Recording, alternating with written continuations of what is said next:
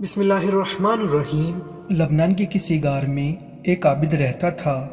اس نے اللہ کے سوا ہر چیز سے دوری اختیار کر لی تھی اور سارا دن روزے میں بسر کرتا تھا۔ اسے شام کو ایک روٹی مل جاتی تھی جو آدھی افطار پر کھا لیتا تھا اور آدھی سحر کے لیے رکھ دیتا تھا۔ وہ اپنی اس قناعت پر بے حد خوش تھا، لیکن جب ایک شام اس کو روٹی نہ ملی تو بھوک سے تڑپ اٹھا۔ بھوک میں رات تو بے مشکل گزاری، مگر جب صبح ہوئی تو وہ اس دل پذیر غار کو چھوڑ کر ایک قریبی دیہات میں پہنچا جہاں کے لوگ آگ کی پوجا کرتے تھے۔ یہ ایک آتش پرست کے دروازے پر گیا اور اس سے اپنی بھوک کا اظہار کیا۔ آتش پرست نے اسے 2 روٹی لا کر دی۔ جب یہ عابد روٹیاں لے کر چلا تو اتفاق سے آتش پرست کا نحیف و لاغر کتا اس کے پیچھے دوڑنے لگا اور قریب آ کر عابد کا دامن دبوچ لیا۔ کتا بھوکا تھا۔ عابد اس خوف سے کہ کہیں یہ کاٹ نہ لے، ان میں سے ایک روٹی کتے کے آگے ڈال کر آگے بڑھ گیا، لیکن کتے نے روٹی کھا کر پھر اس کا پیچھا کیا۔ عابد نے خوف کی وجہ سے دوسری روٹی بھی کتے کے آگے ڈال دی۔ کتا وہ بھی کھا گیا اور دوڑ کر عابد کا دامن دبوچ لیا اور اسے بھموڑنے کی کوشش کرنے لگا۔ عابد نے یہ دیکھ کر کتے سے کہا، او بے حیا کتے، میں نے تجھ جیسا کتا کہیں نہیں دیکھا۔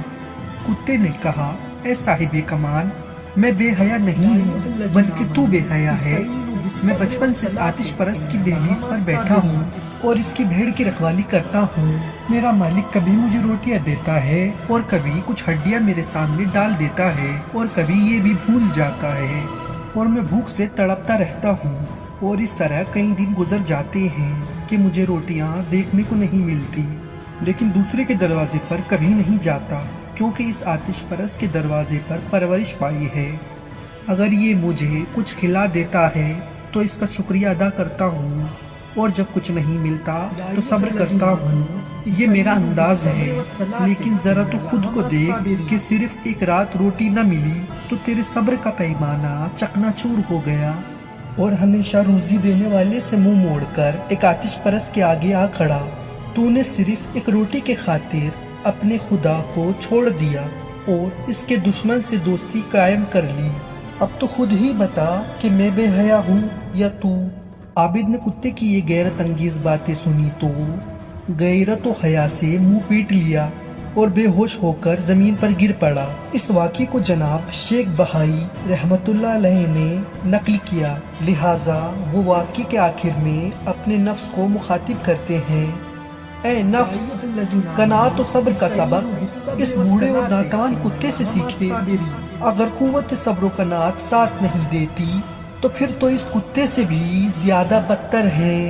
دوستو، خدا قرآن میں سورہ بقرہ آیت نمبر 153 میں فرماتا ہے، یا ایھا الذین آمنوا استعینوا بالصبر والصلاۃ ان اللہ مع الصابرین۔ اے ایمان والو، صبر اور نماز سے مدد چاہو، بے شک اللہ صابروں کے ساتھ ہے۔